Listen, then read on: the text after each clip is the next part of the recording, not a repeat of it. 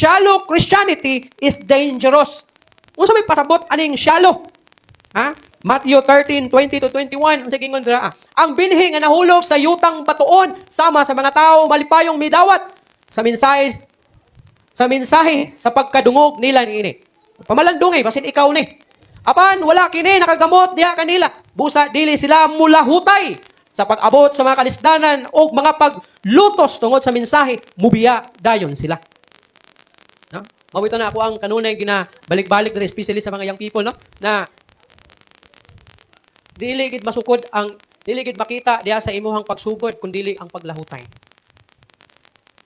Tanan ta siguro nga mituo or miila kan Jesus Christ as our Lord and Savior diha sa atoang kinabuhi.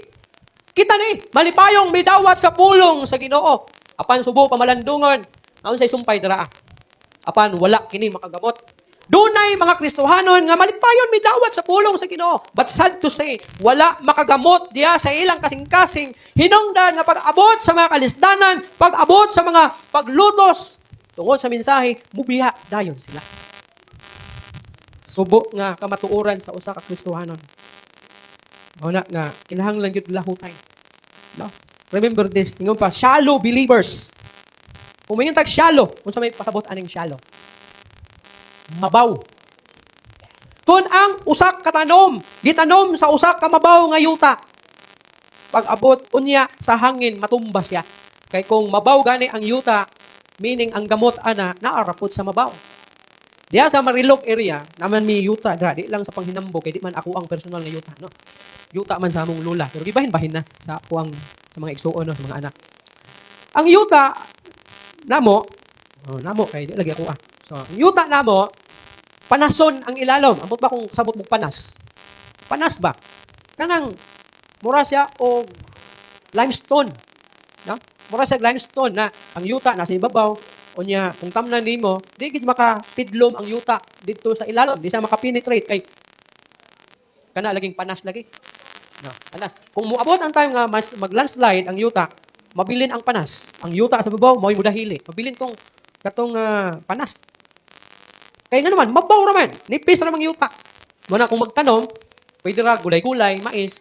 Pero kung magtanom ka, o kining ginagi, tawag nato ng mga prutas, kahoy, mas di kayo siya magsilbi kay di siya makagamot ito sa lalong.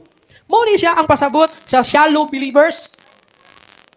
Nahimo doon kang Kristohanon, pero ang subo, naakagitukod sa usak kamabaw. Hinungdan pag-abot sa mga unos na kinabuhi, lukat diretso. Lukat diretso. Ingon pa dira, shallow believers react quickly. Kung sa'y pasabot sa react quickly, ang mabaw nga Kristohanon, alira siyang maka-react. Kadungog lang og istorya, mangluod na. Shallow believers na. Makadungog lang og kining chismis kabahin sa iyang pagkagwapa, mangluod na. Adi kagwapa. Makadungog lang og chismis nga ingon ini, ingon anak, mangluod na. Dali kaayo mo react, makapangaway na dayon.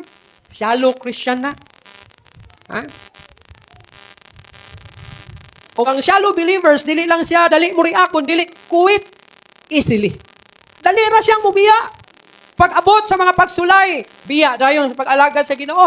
Pag-abot sa mga problema sa simbahan, bahala mo diya. Kamu lang diya. Layas dayon.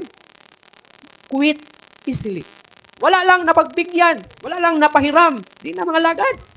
Quit easily. Shallow believers ang tawag ana. Shallow Christian ang tawag ana. Pagkamabaw. Wala lang napansin. Di na mga lagad, di na mo padayon. Kay, lain man sila, di man managan. No? Shallow believers. Dalira kayo mo react, dalira kayo mo quit, and then fall fast. Dalira mahulog. Pag-abot sa mga kalisdanan, ang shallow Christian, ang mabaw nga Kristohanon, dalira mahulog. Dalira matumba. Gamay hiyop sa unos sa kinabuhi, mulagapak dayon. Matumba dayon. Mausab ng mga kinaiya, mausab na ang prinsipyos kinabuhi. No? Shallow Christian. Dili lalong na klase nga Kristohanon, mabaw nga Kristohanon. Timan ini, shallow soil cannot hold deep roots. Ang mabaw nga yuta, dili siya makapugong sa gamot. For example, kung kining pulpit, yuta ni siya, Din ka na kay purely semento gid na padung diri Kung baga kini nga yuta kay gipatong lang ana sementuha. Inana imagine na to. Nagtanom ka diri og kining lubi. Mutubo magining lubi diri Pero sigurado pag dakuha na niya, kung makadako og maayo, inighiyop sa hangin, tumba. Na naman, purti ni pisa sa yuta, pila ra kadangaw. Nakatubo man tuod siya, pero pag abot sa hangin, tumba gid siya kay mabaw. Di man makatidlo mangyang yuta sa ubos kay sementado man. Magtanom ka diri lawaan, yakal, itanom nimo aning yuta Mudako tuod na. Siguro, sila makaabot pa diya sa atop, siguro kay na may yuta. Pero hiyupon naghangin, tumba na. Ano man, mabaw man kayo. Mo ni tawag shallow nga soil. Mabaw nga yuta. Ug ang mabaw nga yuta, dili makapugong sa gamot sa kahoy nga imong itanom dinhi Di siya makapugong. Kinahanglan nga ang gamot makatidlom sa ilalom, pinakailalom, kay aron mapugngan siya sa yuta.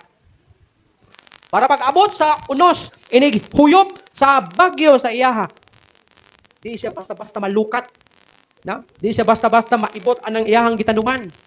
Kay nakatidlom ang iyang yuta ngadto sa ilalom. Kung mabaw ang yuta, dili gayod mulungtad ang gamot niini. Dili makatidlom ngadto sa lalom. Sa diha nga ug ang yuta nga mabaw when heat comes, dali ra pud siya malaos. Sumala kanang bulak sa kaang. Imagine kanang testingan nimo kuan ba? Testingan nimo og himo. Eksperimentuhan nimo. Magtanom ka o bulak diha sa kaang. Unya magtanom pud ka og bulak directly sa yuta. Butang diha sa garden, butang. Tanom nimo sa kaang. Then obserbahe, isa ka bulan ayaw bisbisi.